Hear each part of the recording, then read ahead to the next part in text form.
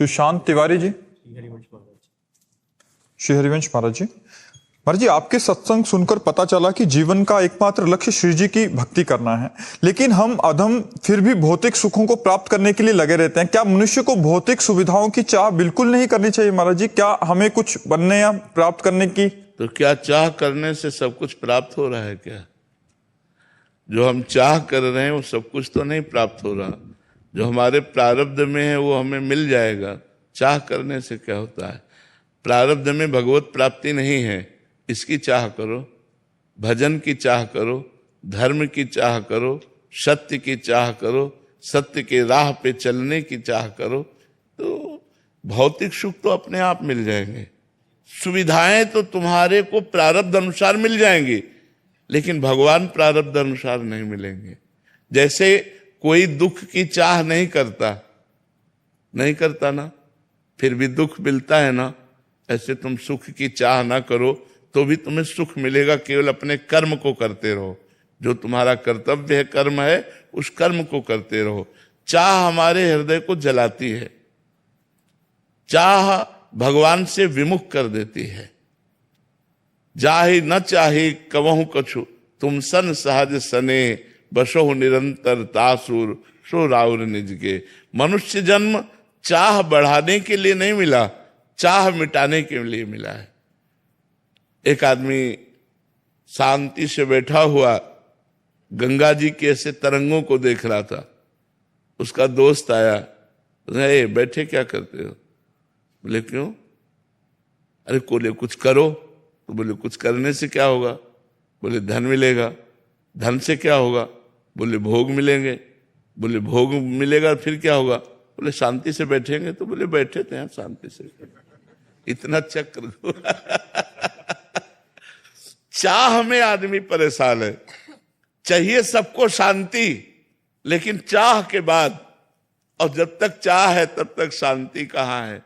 तो चाह हमें लगता है भगवान की करनी चाहिए कि मेरे भगवान हम पर कृपा करें कि मुझसे भजन बन जाए, भगवान का सुमिरन बन जाए, परोपकार बन जाए, दूसरों का हित बन जाए।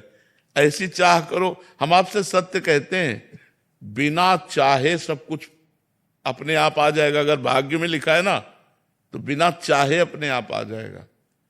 हम देख रहे हैं ना, वो देख रहे हैं, हमारी इच्छा नहीं है, बिल्कुल नहीं। हमारी इच्छा जो है वो भगवान जानते हैं हमारी इच्छा क्या है। तो जब तक हमारे अंदर चाह है तब तक हमें जन्म जन्मांतर भटकना पड़ेगा। अगर हम चाह मिटा दे तो अपने आप सारे सुख आ जाएंगे। ये भी बात समझ लो। अचाह पुरुष के पास सारे सुख अपने आप आ जाते हैं। अब उसकी चाह नहीं रही तो उनका महत्व नहीं रहता। चाह में महत्व है। तो हम अगर जो चाहें करते हैं वो हमको फंसाती चली जाती है। एक चाह के बाद दूसरी चाह। चाह कभी किसी की पूर्ति नहीं हुई, आज तक किसी की पूर्ति नहीं हुई।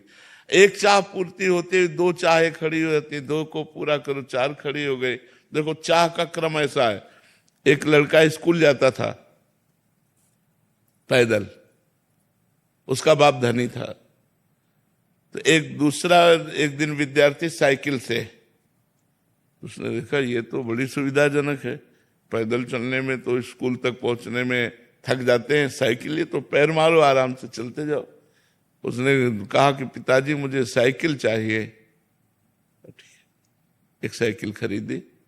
कुछ दिन साइकिल से चला, देखा बगल से मोटरसाइकिल, पैर भी नहीं चलाना, बस हाथ से इशारा करो भाग रही है, और साइकिल पीछे छूट गई और वो आगे निकल गया मोटरसाइकिल वाला। ये यार पापा हम साइकिल से नहीं चलेंगे, हमें मोटरसाइकिल चाहिए।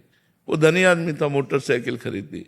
कुछ दिन मोटरसाइकिल से चला, पानी गिर रहा था तो देखा बंद शीशे की कार, बगल से एकदम। अरे बोले ये तो बहुत यार। गया और कहा पापा मोटरसाइकिल से नहीं चलूंगा, कार से चलूंगा।